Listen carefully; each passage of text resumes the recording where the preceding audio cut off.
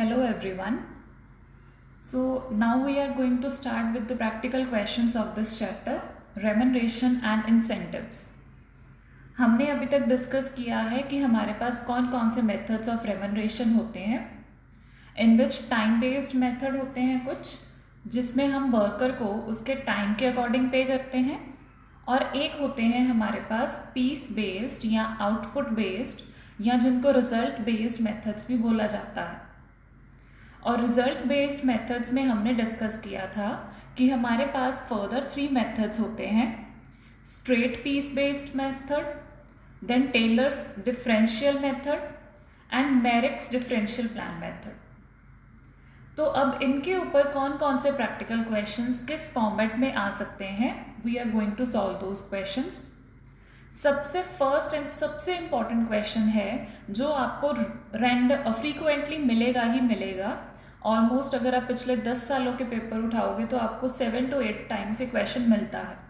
कई बार amounts change हो जाती हैं, कई बार अमाउंट्स एज इट इज़ रहती हैं।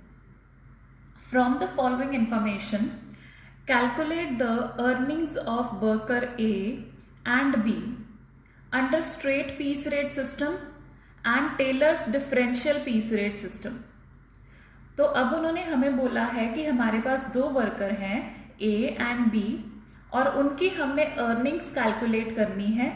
कौन से मेथड के under straight piece rate system and Taylor's differential piece rate system. अब स्ट्रेट पीस रेट सिस्टम क्या कहता है, हमने किसी को पनिश नहीं करना, किसी को एक्स्ट्रा इंसेंटिव नहीं देना, जो जितने यूनिट्स प्रोड्यूस कर रहा है उसके अकॉर्डिंग उसको पेमेंट कर दो। और जो टेलर डिफरेंशियल है वो पनिश करता है इनएफिशिएंट एम्प्लॉयज़ को, और जो हाई स्टैंडर्ड प्रोड्यूस करते हैं उनको वो रिवॉर्ड करता है। तो आपने इन दोनों मेथड्स के अकॉर्डिंग उनकी वेजेस कैलकुलेट करनी है। अब जो इन्फॉर्मेशन हमें गिवन है, नॉर्मल रेट पर आवर, 1 घंटे का जो रेट है, 1 घंटे का अगर आप रेट उनको पे कर रहे हो तो वो ₹24 है, rate for 1 our.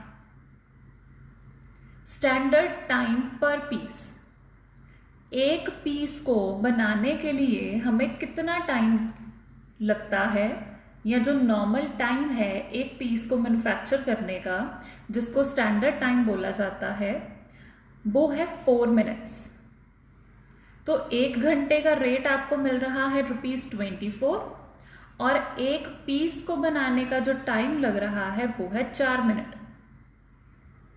In an 8 hours day, अगर 8 घंटे का दिन है, मतलब जो वर्कर्स हैं वो 8 घंटे काम कर रहे हैं, worker A produced 110 pieces, worker A ने 110 पीस बनाए, and worker B produced 130 pieces, और वर्कर बी ने 130 पीसेस बनाए हैं। So out of this information you need to calculate what are the earnings of both the workers। अब अगर मैं यहाँ पर इस इंफॉर्मेशन को यूज़ करूँ, मेरे पास क्योंकि क्वेश्चन में सिर्फ यही इंफॉर्मेशन है जिसके थ्रू मैं वेजेस निकालूंगी, इसमें मुझे रेट पर आर दिया है। मैंने आपको जब टाइम बेस्ड मेथड करवाया था तब ये बताया था कि टाइम बेस्ड का अलग से क्वेश्चन आपको नहीं आएगा, उसको किसी और क्वेश्चन में इनडायरेक्टली ऐड कर दिया जाएगा, और फिर आपको उसको यूज़ करके बाकी मेथड्स के अकॉर्डिंग वेजेस कैलकुलेट करनी है। तो अब इसको कैलकुलेट कैसे करना है,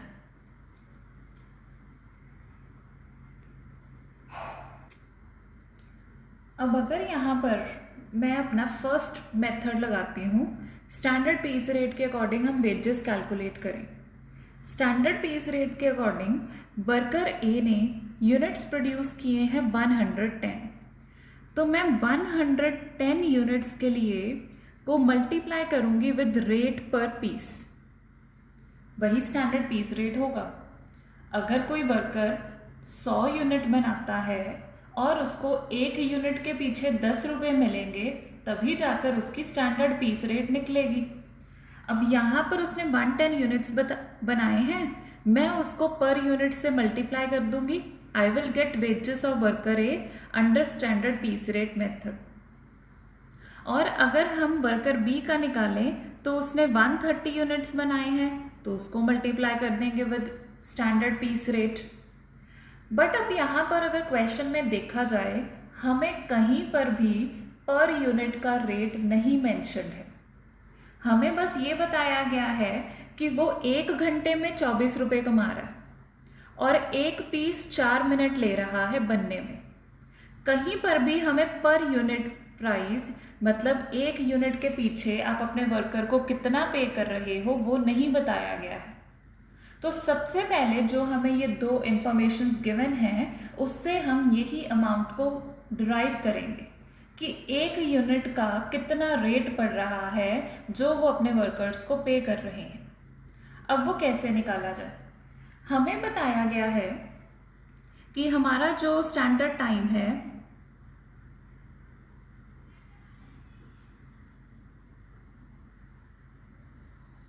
स्टैंडर्ड टाइम वो बोला गया है कि हम 4 मिनट लेते हैं तो हम 1 यूनिट बनाते हैं। We are taking 4 minutes.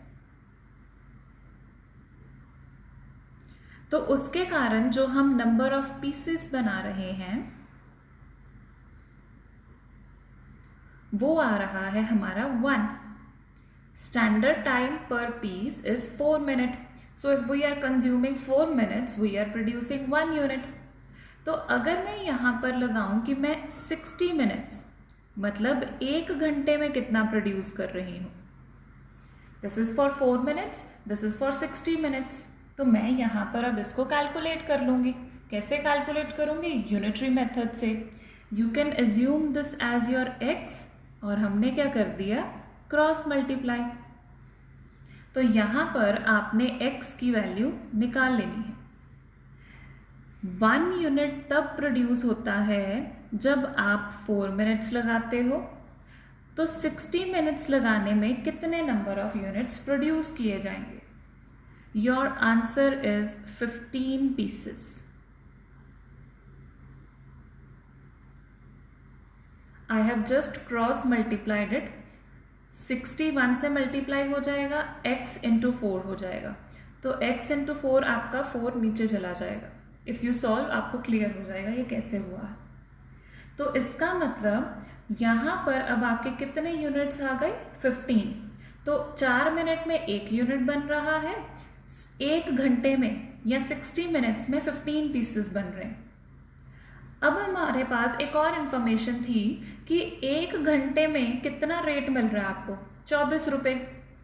1 घंटे में आप 24 रुपये कमा रहे हो और 1 घंटे में 15 पीसेस मैन्युफैक्चर कर रहे हो। तो अगर हम इन दोनों को डिवाइड करें तो हमारे पास रेट पर पीस आ जाएगा। रेट हमारे पास 1 घंटे का कितना है? 24 रुपीज़। 1 घंटे में एक वर्कर को 24 रुपये मिलेंगे। कब? जब वो कितने नंबर ऑफ पीसेस बनाए? 15। तो अब यहाँ से अगर हम इन दोनों को डिवाइड करें, 24 डिवाइडेड बाय 14, तो वो हमें 1 पीस का रेट दे देगा। सो हियर रेट पर पीस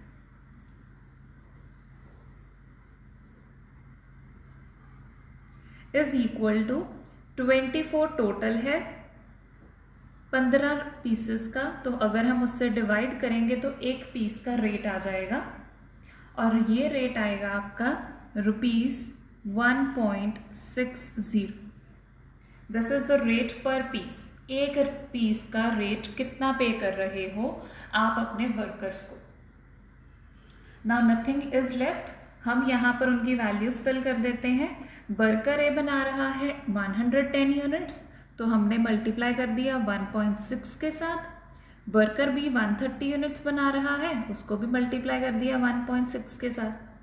अब स्ट्रेट पीस रेट में हम ये थोड़ी कहेंगे कि वर्कर ए ने कम किया है तो उसको कम पे करो। हमने डायरेक्टली मल्टीप्लाई करना होता है नंबर ऑफ यूनिट्स को विद रेट पर यूनिट। अब यहाँ पर हम वैल्यूज़ कैलकुलेट कर लेते हैं। 1.6 into 110 which is equal to ₹176, और अगर हम सेकेंड निकालें तो वो है 130 इंटू 1.6, दैट इज़ ₹208।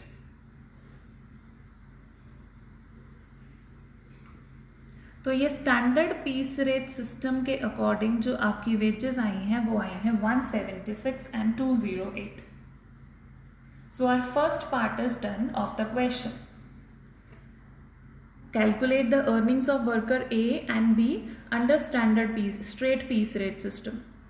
अब आता है हमारा second, Taylor's differential piece rate system के अकॉर्डिंग कैसे पे करना है. अब टेलर डिफरेंशियल क्या कहता था कि आप अपने वर्कर को पनिश करोगे और अगर वो स्टैंडर्ड से कम मैन्युफैक्चर करता है, अगर वो स्टैंडर्ड आउटपुट के इक्वल या उससे ज़्यादा मैन्युफैक्चर करेगा तो आप उसको 120% पे करोगे. तो अब ऐसे क्वेश्चंस में इवन ये तो अभी टेलर मेथड है, अगर आप मेरिक प्लान भी सॉल्व करो, मेरिक्स प्लान जो हम नेक्स्ट क्वेश्चन करेंगे उसका सबसे बेस्ट वे है कि टेलर डिफरेंशियल या मेरिक डिफरेंशियल प्लान्स को सॉल्व करने के लिए कि आप एक टेबल बनाओ.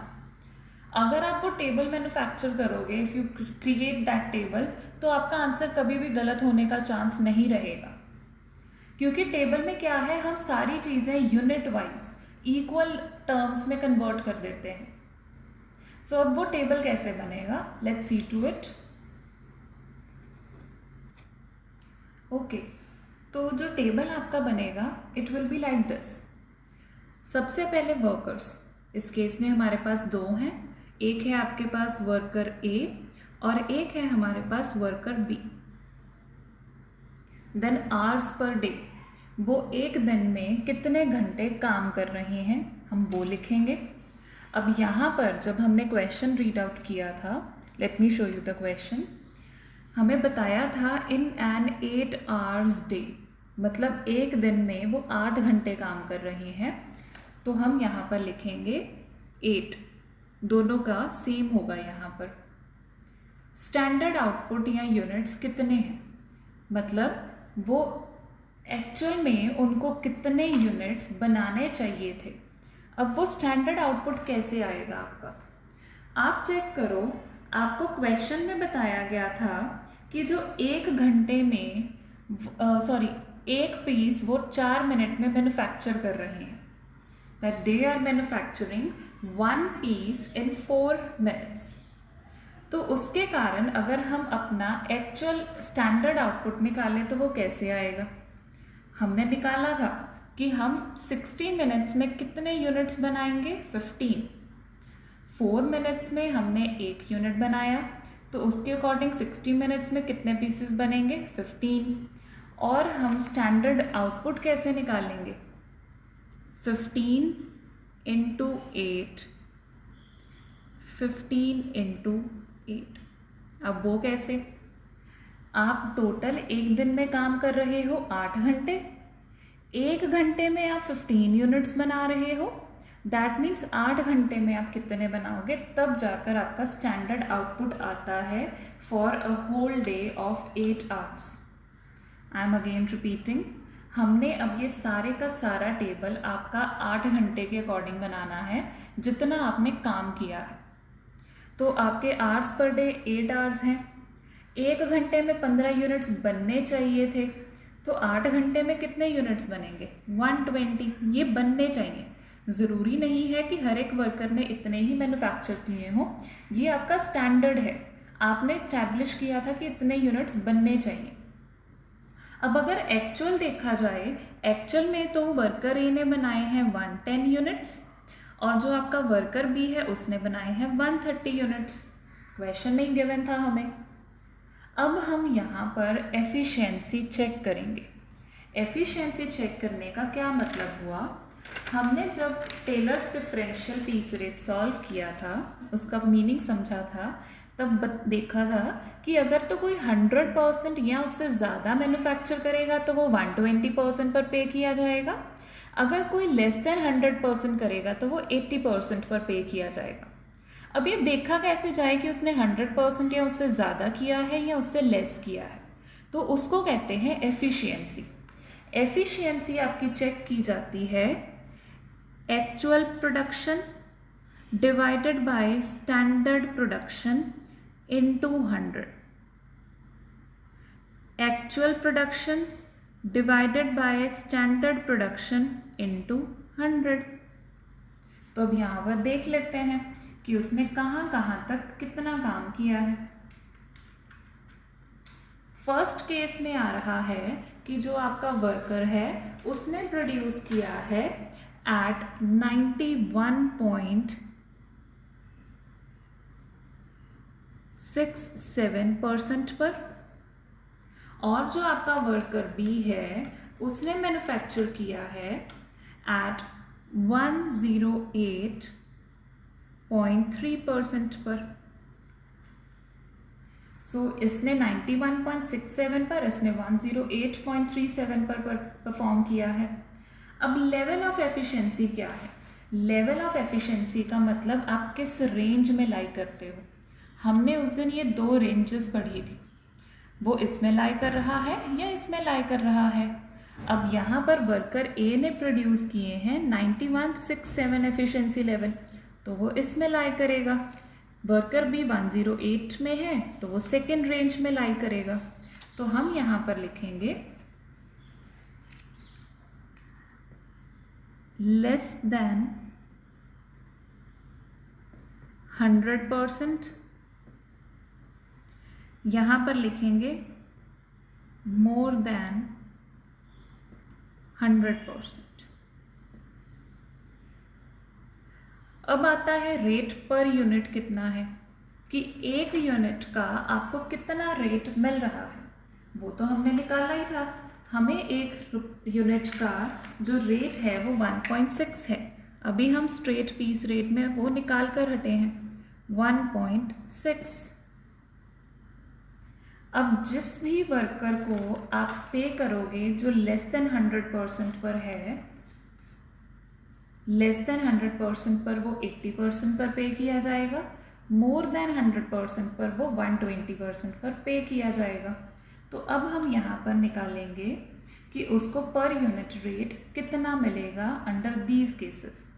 तो यहाँ पर हम मल्टीप्लाई करेंगे बाय 80%, यहाँ पर हम मल्टीप्लाई करेंगे बाय 120%, क्योंकि इसने मोर देन 100% पर परफॉर्म किया है तो इसकी वेजेस 120% हो जाएंगी। इसने लेस देन 100 पर काम किया है तो इसकी वेजेस 80% पर हो जाएंगी।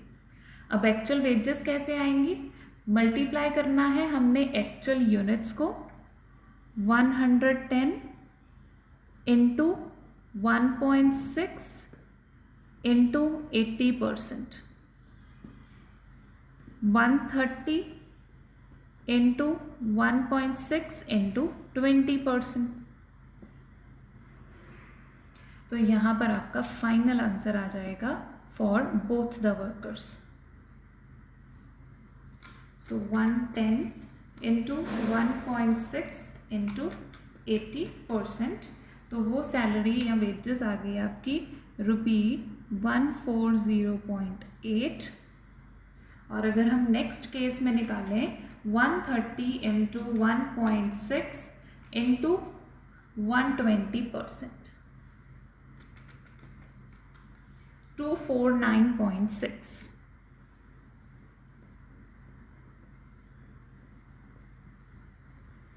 I am repeating this part again. हमने ये सारे का सारा टेबल 8 घंटे के अकॉर्डिंग प्रिपेयर करना है। तो 8 घंटे उन्होंने काम किया है, 8 घंटे में उनको कितने यूनिट्स मैन्युफैक्चर करने चाहिए थे वो निकाल लिए, बट उन्होंने मैन्युफैक्चर कितने किए हैं वो लिख लिए। इन दोनों को कंपेयर किया तो हमारे पास एफिशिएंसी आ गई, और फिर हमने एफिशिएंसी के बेसिस पर उनकी रेंज डिसाइड की है। रेंज डिसाइड करने के बाद अब हमने देखा कि उनको पर यूनिट रेट कितना मिलेगा, और बाद में मल्टीप्लाई कर दिया विद एक्चुअल आउटपुट, तो आपके पास वेजेस आ गई इन ऑल द केसेस।